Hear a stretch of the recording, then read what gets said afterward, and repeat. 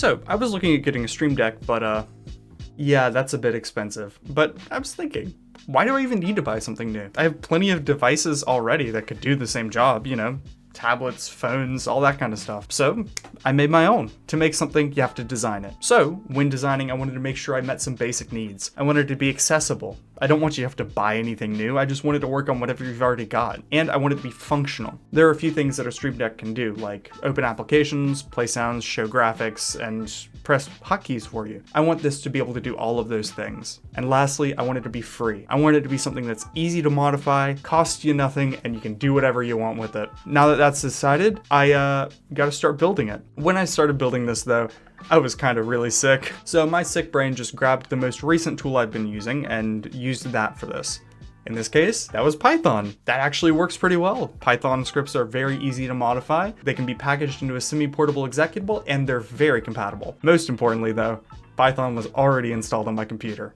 So, great starting point. Now I need to decide how I would add all these features. One common way to get video and sound into OBS is a browser source. Easy. Python has a web server already built in at http.server. And while I'm making a web server, I might as well use it for the UI. You know, why build something new when you already have a perfectly good browser right there? Bing, bang, boom, we have an application. But how does it work? Well, to start, you can either run this application with Python or on Windows, download the executable and run that directly. Once you run this, it will open up a manage panel in your default browser. There's a bit going on here, so let's unpack it. Over on the left, you see a few buttons. The big glaring shutdown button is what you use to close Stream It.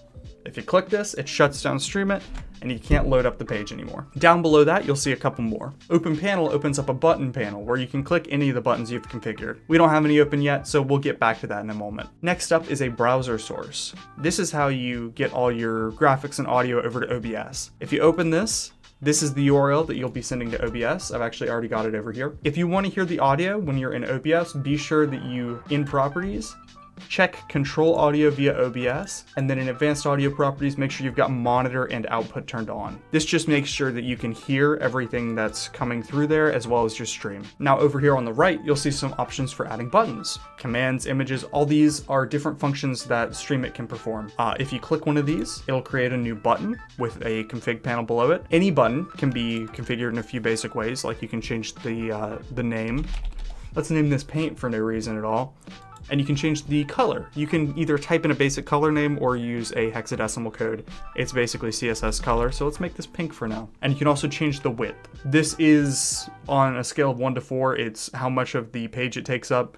It actually automatically resizes based on the size of your screen, just to make sure everything's readable so you don't have to worry too much about it. It's just more for layout. Now, we've actually happened upon the first kind of action you can perform, the command action. Now, this runs a command. In Windows, it runs it through CMD, and on Linux and Mac, it runs it through terminal. It can write to files, open programs, basically anything that you might want to do that's not already covered by the other buttons, you can do here. So for instance, we've currently got it echoing a test command, that's just the default, but I can make it open MS Paint, and then once we save it and press the button, it opens Paint. Wonderful. But for more straightforward stuff, let's look at the image panel first. The image action just lets you upload an image, choose its position, how long it's on screen, all that, and it'll pop up in your browser source. So let's make an image that's on screen for a couple of seconds. I'm picking my cat Peeper, and then once we save and click this, you can see Peeper. Now you can even do stuff like make this randomize where it pops up on screen, or fade in and out, just to add a little bit of visual flair. Next up, we've got sound effects. You can add these using the SFX button. These are also straightforward, basically as straightforward as it gets. You just choose a sound, upload it, and then whenever you click the button, it plays the sound you've selected. Simple as that. Stream It even has you covered if you want to press hotkeys. By adding a key action, we can make a button that presses, holds, or releases any button and combine it with a few modifiers like Control, Alt, Shift, and the Windows or Super key. So let's go ahead and make a button real quick that presses the screenshot tool button combo. On Windows, that's Shift Windows S. So we just go ahead and save that. And then whenever we hit this, it opens up the screenshot tool. I'm not sure if you can see that in OBS, but you can see that back here probably. So let's get a screenshot of my cat Peeper real quick. Peeper. But what if you want to do multiple of these at once? You know, just putting an image on screen or just playing a sound is fine and all, but What if I want to do both? Well, that's what we have the macro button for. Macros allow you to, by selecting an action from the dropdown and adding it to the list, add any number of actions to run in sequence. So, for instance, we can add an image here and put peeper on, and then we can add a sound effect and add our sound effect. And then whenever we click on the button, it does both actions in sequence. You can combine any number of actions here. Mix and match, like mix it up. You wanna press a series of buttons in a row? Do it to it. Maybe combine an image with the sound effect like we just did? That's great. Hey, maybe you wanna start up a program and automatically press some keys. This works for that. Do whatever you want. Mix and match to your heart's content. Everything's configured exactly the way it would be in any other button, and everything is executed in sequence. So there's not much learning curve there at all. And once you're done with all these modifications, just hit save as we have been here, and it'll update on all your panels automatically. So let's talk about opening a new panel. If you want to open the button panel on a new device, you can just scan the QR code you see here on the Manage panel. I'm gonna go ahead and scan this with my tablet, and then it'll prompt you to enter a code.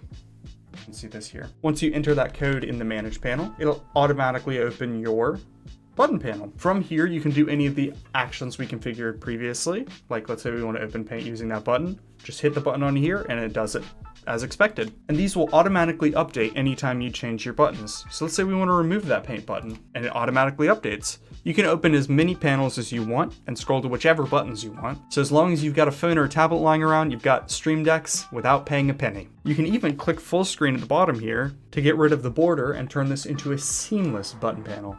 You can see the source or download the application from the GitHub links in the description, and the entire project was released into the public domain with a Creative Commons 0 license, so do whatever you want with it forever. Boot it up on your computer and you instantly have a Stream Deck with minimal hassle. And that's really all I have for you today.